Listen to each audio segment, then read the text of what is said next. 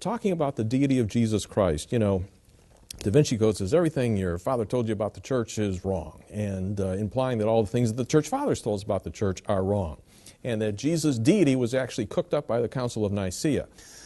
In AD 325, Constantine called together a council, and he drew together the bishops of Christendom at the time. 316 gathered there. They did not gather to vote on the divinity of Jesus. In fact, there was never a vote taken at the Council of Nicea.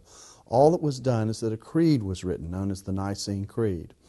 The debate that existed about Jesus at that conference was not whether Jesus was divine, but how he was divine. And there were two primary views.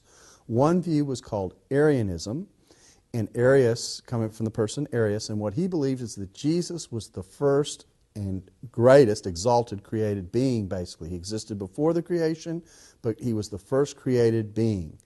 But he was still Son of God. The alternative that ended up being placed into the creed was the statement that Jesus was eternally with the Father, that they shared the same personhood, if you were. They both were very God. They were totally divine.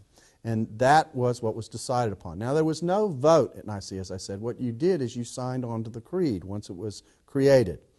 Of the 316 bishops who were there, 314 signed on to the creed. Now, if I do my math and think of this as a political contest, there were no hanging chads at Nicaea. It wasn't that close.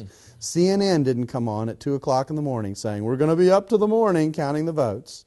Okay? What we have is a plurality, a majority of, almost 99%, around the 99%. Now, I would guess that most politicians, if they were in an election, would hail a 99% vote. Yeah, and Dan Brown in the Da Vinci Code just lies through his characters at that point when he says it was a close vote. He hardly made it. That's right.